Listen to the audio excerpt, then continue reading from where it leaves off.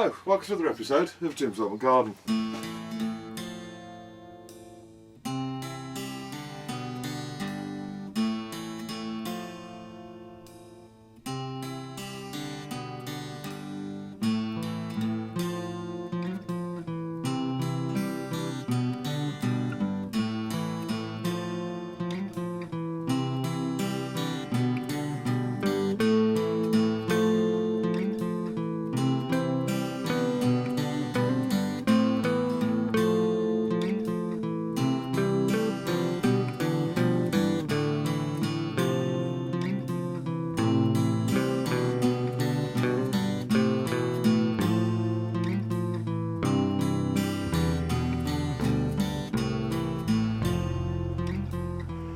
Okay, so just do a quick tour of the allotment. So this is the first greenhouse.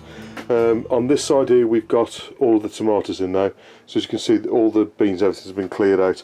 I've dug the ground over, so obviously in this border here, that's all been sort of all the old compost and everything from last year from various plants, not the tomatoes but other plants, and that's been sort of dug in there. There's all sorts of sort of chicken manure and fresh loam from outside as well, so that's all been dug in as I showed you earlier in the year. That's all been dug over again, and I've planted in the tomatoes. As you can see at the back, I've got 1, 2, 3, 4, 5, 6, 7, 14. So I've got 20 plants in this side, and then in this side I think I've got what have I got? 4. So I've got 11 plants in that side. So as you can see, these plants here, these were planted about a week or so before this side here. As you can see, these are a little bit more advanced. As soon as you get them in, they tend to grow really quickly. Now, the one thing you do need to look out for are these little side shoots, because whilst they're growing quickly, you will get these forming really quick. So as you can see, if you grow them as like a cordon type tomato, you need to sort of keep on top of them and just make sure you don't get any side shoots. But these will soon be up the poles. Now, I've just got the first fruit trusses coming on here. So as soon as the plant grows another couple of inches, what I'll do is I'll just tie that in to the pole, and I'll just use the double-sided Velcro, which I was advised to do by some of the viewers on this channel a couple of years ago, and these really are a good labour saver device. So I'll just quickly put them round just under the fruit truss here, because obviously that's where the tomatoes are going to form. So just under there, and then that's obviously where the weight's going to be when the tomatoes form later in the year. So if you put one of them under just underneath each one of the fruit trusses, then that'll support the plant properly as it grows. So on this side we've got Moneymaker, so there's 11 Moneymakers on there, and then on this side we've got 17 Moneymakers on here, and then this last 3 here are the Golden Sunrise, which are basically the same as Moneymaker, but they're sort of yellow in colour. But apart from that, they're pretty much the same plant. What we've got growing here is this is basil. Now this has stunted a little bit, to be honest with you, so I'm going to plant this amongst the tomatoes as soon as they've grown up a bit more, because obviously basil and tomatoes grow well together. They need the same kind of conditions, so I'll be planting that in the border, sort of in between each of the tomato plants at the front. But I will be putting some more in, because this hasn't grown too particularly well over the past few weeks, but it does smell really nice if you quickly smell the leaves. At the back here we've got the pumpkins, so 3 have come through. The other sort of 5 or 6 haven't come through yet. So what I've done is I've actually put some more seed in there the other day. So I've been out and bought some fresh seed, so I've put some more seed in there. And then at the bottom here I've got the courgettes and the butternut squash. Again, they've been in a fortnight and they've not come through yet. So again, I've put some fresh seed in there. Right, at the back here I've got a few spare tomato plants there, Moneymaker, and then we've got some beetroot at the back there just coming up. Those are the ones you saw me putting in the other day, so they'll be ready to go in the ground shortly. And then I've got a few pepper plants here. So these 2 at the front here, these are, I think they're called banana peppers or something, which I bought the other day. And then at the back somewhere I've got some more peppers. I can't see them at the moment, but they're in there somewhere. Oh, sorry, they're here, straight in front of me. So they're red, sort of like the mohawk peppers, because I've been really late putting the peppers in, so I've been out and bought a few. And I've got the cucumber plants here now. These are all going to go in some big pots shortly into the other greenhouse. The greenhouse which has just gone today, just see the roof there. So I'm going to be planting them in the same way as I planted them last year, except they're going to go into some bigger pots, which I'll show you in a moment when we get around to the greenhouse. But that's basically what's in the first greenhouse. What I have done is cut the I've cut the grapevine down a little bit because it was getting a bit out of hand in here, and as you can see the little grapes are forming. What I do need to do is thin these down a bit, but I thinned it all out the other day, but what I haven't done is I didn't want to cut too much more off the plant, because they can you know, sort of suffer a little bit. You can see a bit of sap's coming out of here where I cut a branch off there. So it's probably not the best time of year to have cut it back, to be honest with you, but it was kind of growing all out the windows and everything. It was getting out of hand, so it had to come down. So that's the first greenhouse, which was finished last weekend. So outside you can see the herbs are growing really well. So we've got the comfrey at the top there, which is collapsed over the last couple of days. So what I had to do was just put some of these pins in, just to support it. All of this kind of fell over on the ground, but I've put it up because the bees love this, and there's not much going on around here for bees at the moment. So I've let it up for now, but what I will be doing is chopping all that down shortly and putting that in the comfrey tea maker. So in the next couple of weeks I'll leave that until the flowers are finished. As you can see, they're just about finished now, so before these turn into seeds and go everywhere, I'm going to get that in the comfrey maker. The lemon balm, this is a hollyhock at the front here. That's all growing really well. There's plenty of weeds growing. This is one here, which I keep pulling out. Then on this side we've got the marjoram at the front, sage here, and then we've got more mint and everything. And then in here somewhere there's a rosemary bush. You can see it just down there. So what I need to do is kind of hold this back a bit to get some light through to the rosemary, because this is kind of suffocating it a bit at the moment. But that's the herb border, which has gone absolutely mental over the past few days. That's grown about, I'm not exaggerating, that's grown a foot in the last week. Right, so here we've got some more plants that are going out. At the front here we've got, these are suffering a bit, you can tell because the leaves are bleaching, but that's the celery, which is going to be planted here, fuchsia there. These are the rest of the string beans that have got to go in at the front, which I'll show you in a moment. This is where that big comfrey plant used to be, so I've dug all that out now. I'm going to be planting some more asparagus. This is the asparagus now, so the asparagus got up to about sort of 7 foot high now. So that's doing really well. Chives at the front here. Now the raspberries have had a bit of attention this week, but I'm working my way through them. I need to sort of get all the rest of the weed out and cut out the old ones as well. But you can see the raspberries, but because the weather's been a bit wet this week, I've been sort of coming up and doing half an hour, then it started to rain, so I've had to stop. But as you can see, the jostaberries are doing really well. You can see all the little jostaberries forming on there. You can see the branches are absolutely laden, so they'll turn a nice purple in a few weeks' time, and then I'll be able to pick them. I'm just going to go around here to show you the cherry tree, which is also doing really well this year. I think we've had a good spring for fruit so far, but you can see all the cherries on the branches here and at the top here. So there's plenty of cherries, so I need to get them before the birds have them. And then at the end here, obviously we've got the apple tree, and you can see that again there's plenty of apples. The blossom didn't last very long, to be honest with you, but as you can see, the apples have all formed around here, so we should have plenty of apples off this. So this is I think this is the third year this apple tree's been in here.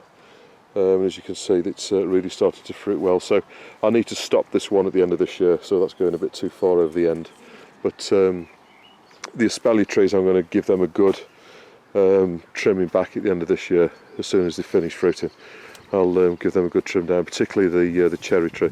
But you can see that it's starting to form the wall of tree which I was hoping for, except for the pear tree here.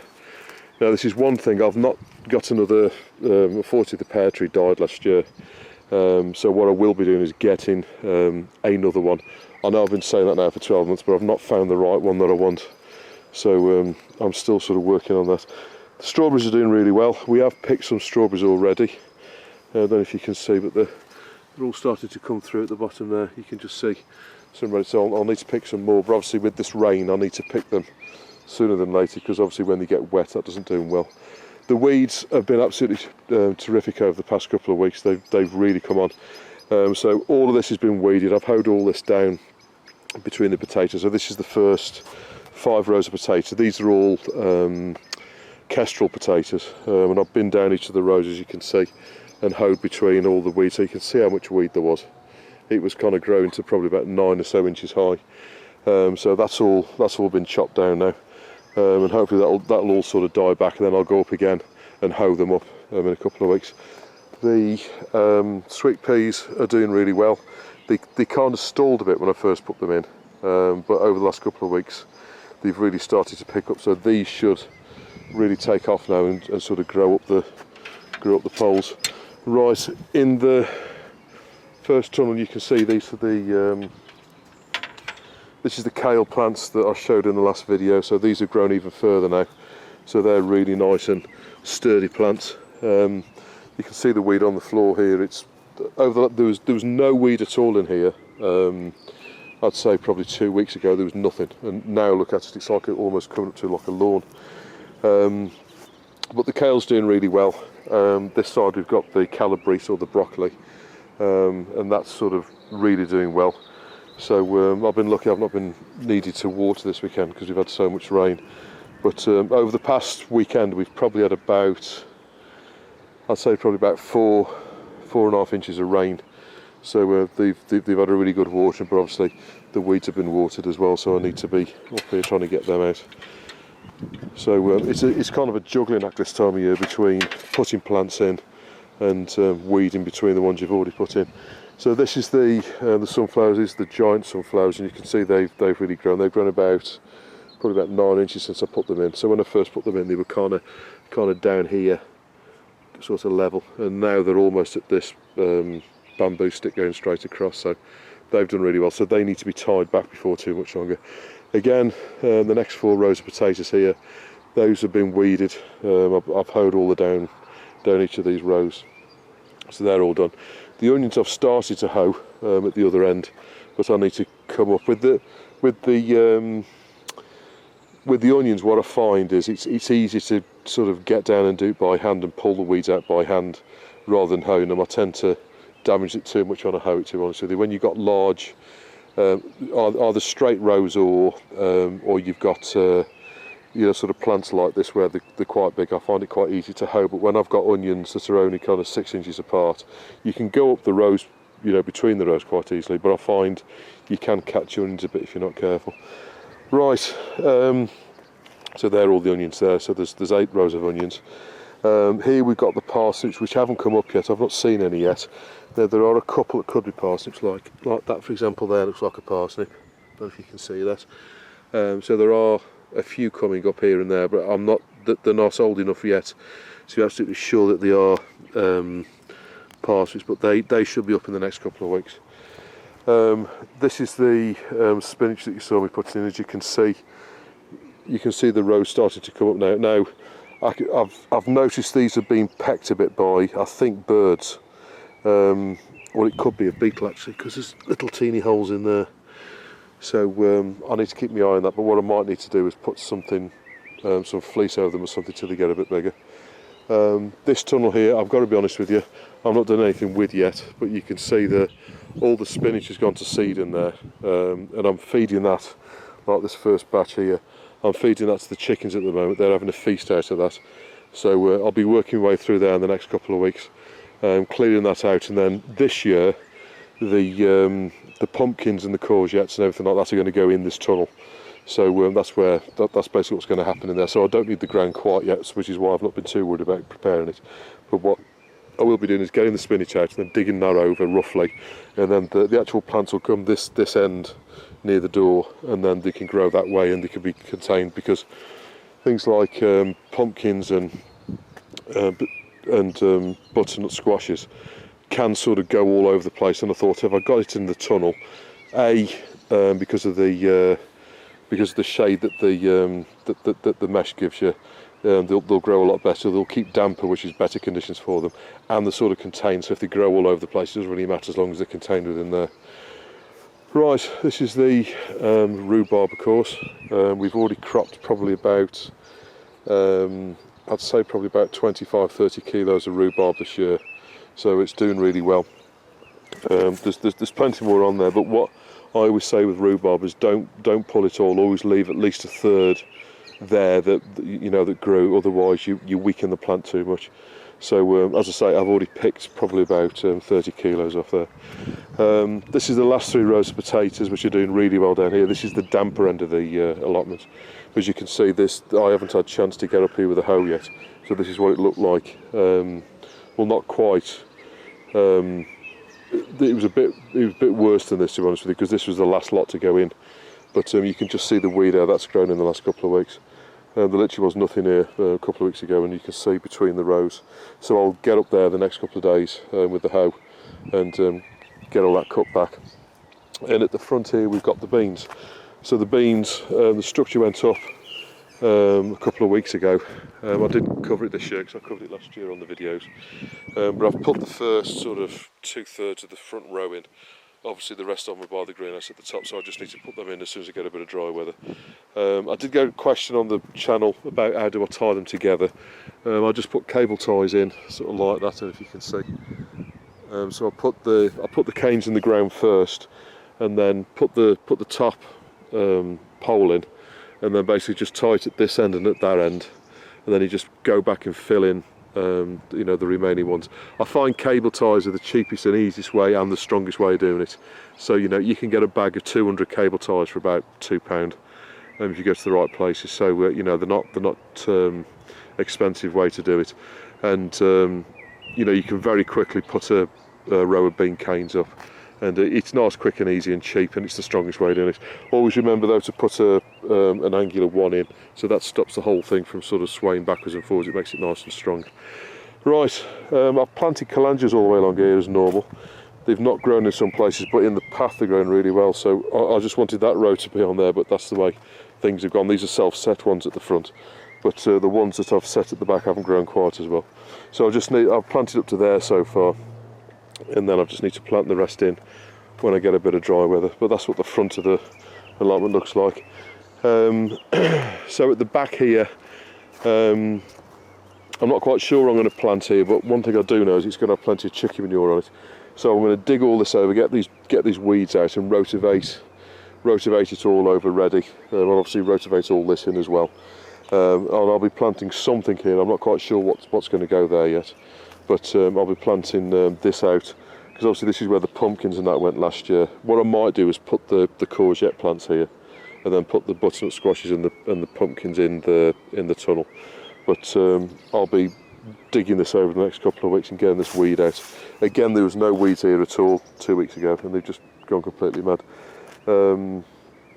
Right, this is the other end of the other side of the allotment. As you can see, the spinach, but it has been sort of nibbled at by beetles or something. So I just have to keep my eye on that. I'm not quite sure what to do with that. I'll put some fleece over or something, I'm not sure. Again, the parsnips, you can see them slightly better here. So that's a parsnip there, there's one there, one there, one there. And you can just see them here. That's definitely a parsnip there. You can just see the true leaf coming through the middle, so it's got a serrated edge on it. So the parsnips are coming through. But because we've had such dry weather, you can see how the ground kind of cracks and you get all this sort of happening, which you can't really get away from really. But as I say, the weather's been quite extreme. It's gone from hot to and dry to sort of cool and wet. But that's the other side of the potato plant. As you can see, these ones in the middle here and the ones at the bottom seem to be doing a lot better than the ones at the top. These have grown considerably better here. So I think, because I always typically grow the potatoes at the top end of the allotment, so kind of from here onwards, but they seem to be growing quite well in the middle here. So I think what I will do is next year is move the tunnel from here, go up even further, then put all the potatoes here next year, because they seem to like it here. Right, these are the runner beans.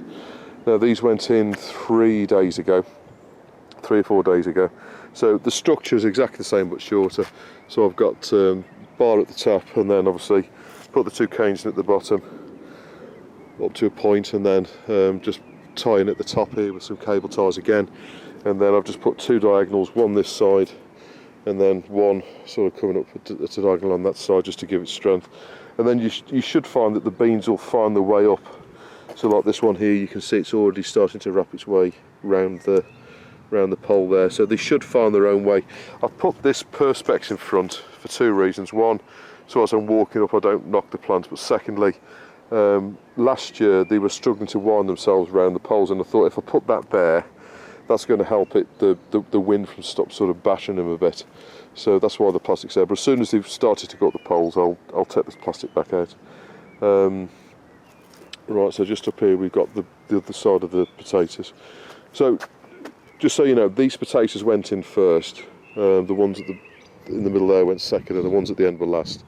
So these have been in the ground probably about 2 weeks longer than the ones at the bottom, and they're about at the same stage. So I think particularly this first row here doesn't seem to be doing well at all. I seem to have some missing in there, so I'm not quite sure why, but they don't seem to have done as well up here, even though there was plenty of manure and stuff put on. They seem to be doing better in the middle, and at the bottom they seem to be healthier plants. Right, and you can see the strawberries are doing well, so there are some sort of coming here. You can see them in the cage as well, so I need to go along there and pick those tonight. Right, so as I say, I've really left this a bit too late really, but I'm sort of going through the raspberries at the moment. I should have done this at the beginning of the year, but I just never got around to doing it. But I will be sort of tidying this out, so there should be a clear walkway through here, so I'll sort of get all the dead bits out and the weeds out, and then I'll tie all these back. So hopefully next time you see this, it should be a nice clear walk through there, like it is on this side now. So I've started to dig through here as well, and get all the. I've had quite a lot of bindweed in this part of the allotment over the last year, so I'm going through this with a tooth comb, trying to get all of the bindweed out. You can just see little bits of it here, and obviously it's in the raspberries as well. So what I'm going to do is dig this over, and then I'm going to work my way up this path, taking up the slabs and digging underneath the slabs as well to try and get it out. So that's one of the major jobs this year. You can see it's in this greenhouse here a little bit as well. So I'll be working my way through that over the next few weeks, as soon as the weather permits anyway. Right, and in the first greenhouse here, these are the second batch of broccoli you saw in the last video. So as you can see they're sort of going on for an inch high now. So what I'll be doing is waiting for the rest of them to germinate. I think there's still a few around here that haven't germinated yet. And then I'll be potting them up as soon as they get to kind of, I don't know, about 3 inches high. The peppers aren't doing very well at all at the moment. These are the jalapenos here, the Figueretto, wherever you pronounce it. Those have done well. I've just got the odd one coming up here, which are the rainbow peppers. But because the weather's been quite cool, the germination's not been very good. The lobelia's stalled for some reason, so I need to get that. I think probably being in the cell hasn't helped it. What's it called? Don Pedro plants are doing well, so they need to come out now as well.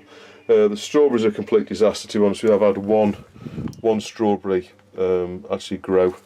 Obviously we've got these other ones at the back, but I will be putting another strawberry bed in here, all being well this year. But I need to make sure that all of the bindweed's out before I start planting anything that's perennial in there. Obviously strawberries being perennial. The hollyhocks should have been planted up a while ago and haven't been, but unfortunately I've not got around to doing it.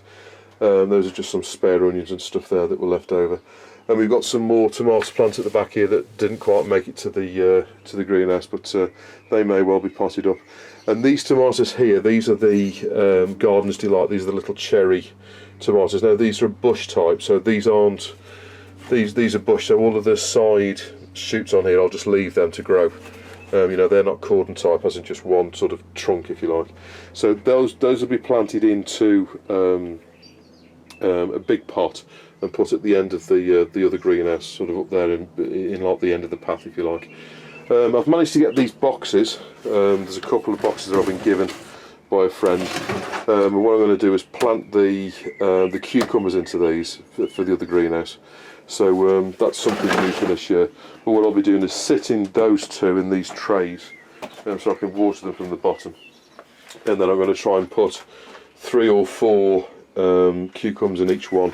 So there should be more than enough sort of size in there. So I'm either going to do that, or these are going to go in here because this surface is going to come out, and I was going to plant peppers all along here on this side, so we'll have to see how we go. But the peppers haven't grown quite as well as I was expecting them to this year. The other thing I've got is this here. This is the coriander, but again I should have got this out. It's gone a bit leggy now, to be honest with you, so that may well run to seed, so I might have to put another batch of that in. But that's in the garden, the other bits and bobs in the greenhouse. Oh, so I've got this asparagus here as well. That's grown quite well, so that needs potting up before much longer, as you can see. They're like little trees, so I need to pot them up. But that's what the greenhouse looks like on the 28th of May. Okay, just a really quick look in the other greenhouse. So these are all of the dailies. I've not really done a video on these this year, but these are the dailies. All I've basically done is potted them up in these large pots and sort of grown them on in the greenhouse. Now these are going to go out, so as soon as we get a bit of nice weather, these will go out into the garden now. These are ideal for cutting now. You can basically take some cuttings off these. You can also stop them as well, which will make them bush out, but that does mean that you don't get any flowers till later in the season. And somewhere along here, just move the wheelbarrow, I've got a Dom Pedro plant, which is the one that I grew last year, and you can just see it's just started to shoot. There's little shoot on the end there, so you can see it forms this quite a woody sort of corm, and that's just started to shoot now. That's been in the pot now for about 3 weeks. It's only just started to shoot, so that'll also be going out in the garden as well. Then we've got some more dailies over here as well, so that's what the third greenhouse looks like at the moment. So, I hope this episode was of some use to you. Please don't hesitate to put any comments or questions you got below, and I'll always get back to you. And I'll see you on the next episode of Jim's Garden.